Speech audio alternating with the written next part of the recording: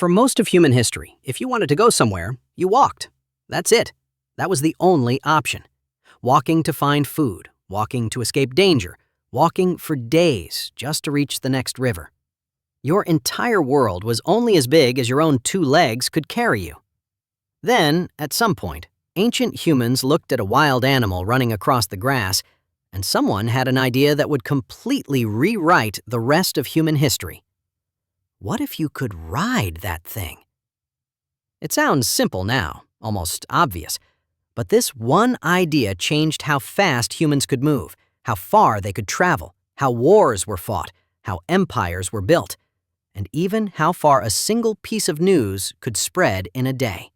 And it all started with one wild, dangerous, unpredictable animal: the horse. Let's go back to before any of this happened, because the starting point here is, honestly, kind of funny. Wild horses were not friendly. They were not calm. They were fast, strong, easily startled, and more than capable of seriously injuring a person with a single kick. For a long time, early humans didn't ride horses at all. They hunted them. Horses were food, nothing more, tracked and killed the same way any other wild animal was. So how did humans go from hunting horses to riding them? Researchers who study this believe it happened gradually, over a very long time, somewhere in the grasslands of Central Asia, thousands of years ago. It likely didn't start with someone jumping straight onto a wild horse's back. That would have ended badly, almost every single time.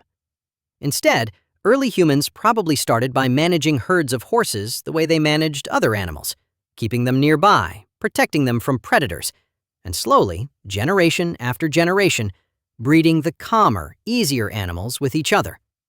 Over time, this produced horses that were less afraid of humans, horses that could actually be approached, touched, and eventually ridden. And once that happened, everything changed almost overnight, at least by the slow pace of ancient history. Before horses, a human walking could cover maybe 20 miles in a full day, if they pushed themselves hard.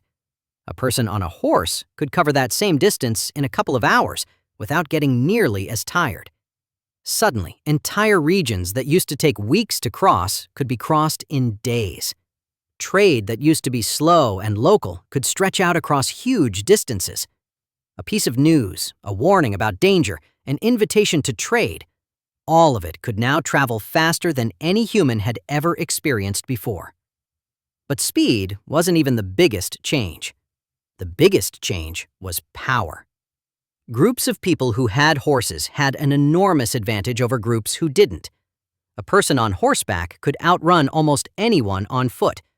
A group of riders could surround, chase down, or escape from danger far more easily than people without horses ever could. This mattered enormously for hunting, where humans on horseback could suddenly chase down animals that used to be nearly impossible to catch. And it mattered even more for conflict. Historians studying ancient warfare have found that once certain groups mastered horseback riding, they became almost impossible for horseless neighbors to fight off directly. Some of the largest empires in ancient history were built specifically on the backs of skilled riders who could move faster, strike harder, and retreat quicker than anyone trying to stop them. Here's a detail that tends to surprise people. Horses didn't just change how fast humans could move. They changed how humans thought about distance itself. Before horses, a faraway place might be somewhere a 2-week walk away, a place most people in a community would never actually visit in their entire lives. After horses became common, that same distance might be reachable in just a few days. The entire mental map of the world that ancient humans carried around in their heads had to expand, because the world itself had suddenly gotten smaller and more connected. It's easy to forget just how isolated most ancient communities actually were before this. 2 villages only 100 miles apart might have gone generations without any real contact, simply because 100 miles on foot was an enormous, dangerous journey. Marriages, trade deals, even basic friendships between neighboring groups were limited by how far a person could realistically walk and come back safely. Horses collapsed that distance almost overnight. Suddenly, 100 miles wasn't an impossible journey. It was a trip you could complete and return from within a single week. This also completely changed how people carried goods and supplies. Before horses, if you wanted to move something heavy, you carried it yourself, or you didn't move it at all. Once horses were tamed and eventually paired with wheeled carts, suddenly heavy loads, grain, tools, building materials, entire families' worth of belongings, could be transported far greater distances than ever before. Trade routes that used to be limited by how much a person could physically carry on their back suddenly stretched out across huge regions, connecting communities that used to be almost completely isolated from each other. Now, here's a part of this story that's honestly a little unsettling if you think about it for too long. Horses also fundamentally changed the shape of war. Before horses, most fighting happened up close, on foot, limited by how far and how fast people could run. Once certain groups had horses, warfare changed into something faster, more mobile, and much harder to defend against. Entire strategies that we now consider classic military tactics, quick raids, fast retreats, surrounding an enemy from multiple directions at once, became possible for the first time specifically because of horses.